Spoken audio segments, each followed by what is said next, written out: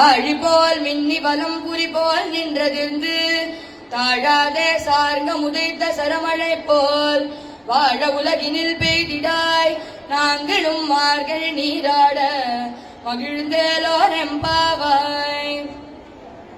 நாலாவது பாசுரத்துல ஆண்டாள் என்ன சொல்றா அப்படின்னா, போன பாசுரம் மூன்றாவது பாசுரத்துல இந்த பாவை நோன்பு பண்றதுனால என்னெல்லாம் நமக்கு கிடைக்கும் அப்படிங்கறதோட கண்டினியூஷனா மழை எப்படி பெய்யணும் அப்படிங்கறத இந்த பாசுரத்துல வருணன், அதாவது ரெயின் காட் கிட்ட பிரார்த்தனை பண்ணி சொல்றா. ஆழிமழை கண்ணா ஒன்று நீ கைகரவேல், வருணதேவனை பிரார்த்தனை பண்றா. மாரி நீ எனக்கு ஒரு ஹெல்ப் பண்ணணும், ஒன்று நீ கைகரவேல்.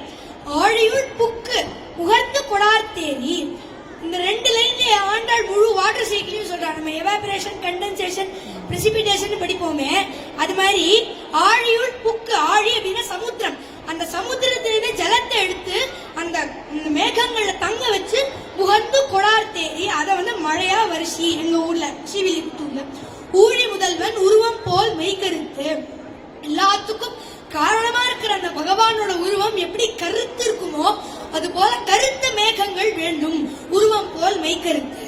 பாடியன் தோளுடைய பத்மநாபன் கையில் ஆழி போல் மின்னி வலம்புரி போல் நின்றதிருந்து, பாழியன் தோளுடைய அழகான தோள்களுடைய அந்த பத்மநாபன் எவருடைய நாபிக்கமலத்துல தாமரை இருக்கோ அப்பேற்பட்ட அந்த பெருமாளோட கையில இருக்கிற அந்த சக்கரம் போல மின்னல் வெட்டணுமா, வலம்புரி போல் நின்று அதிர்ந்து. தண்டர், அந்த தண்டர் வரும்பொழுதே அந்த சத்தம் வரும் இல்லையா, அது மாதிரி சங்கம் வரும்போது அந்த சங்கநாதம் மாதிரி அந்த தண்டரோட சத்தம் இருக்கணும்.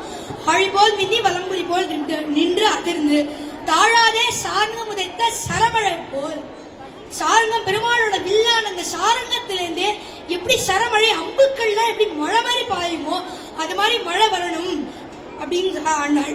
அப்புறம் திடீர்னு தோணுது ஆண்டாளுக்கு, என்னடா இது நம்ம இவ்வளவு டிஸ்கிரைப் பண்ணிட்டோமே, எங்கேயா சென்னையில மிச்சாங் புயல் வந்த மாதிரி ஸ்ரீவில்லிபுத்தூர்லயே வந்துட போறது அப்படிங்கறதுனால வாழ உலகினில் பெய்திடாய், நாங்களா இருக்கிற மாதிரி உலகில பெய்யணும் மழை, மார்கழி நீராட மகிழ்ந்தேலோ ரெம்பாவாய்.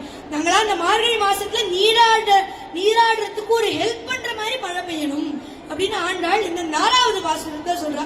இந்த பாசுரமே தமிழ் டீச்சருக்குலாம் ரொம்ப பிடிச்ச பாசுரம். ஏன்னா இதுல 11 நகரம் வருது.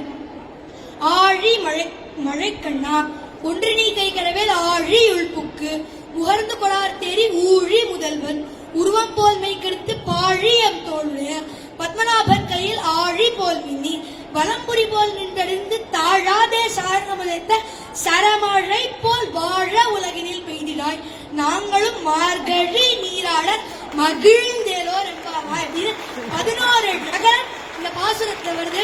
நம்மளும் இந்த பாசுரத்தை மார்கழி மாசத்தை சொல்லி மகிழ்ந்தேலோர் என்பாவாய் என்று இந்த 4வது பாசுரத்தை ஆண்டாள் தலை கட்டுகிறார். ஆண்டாள் திருவடிகளே சரணம்.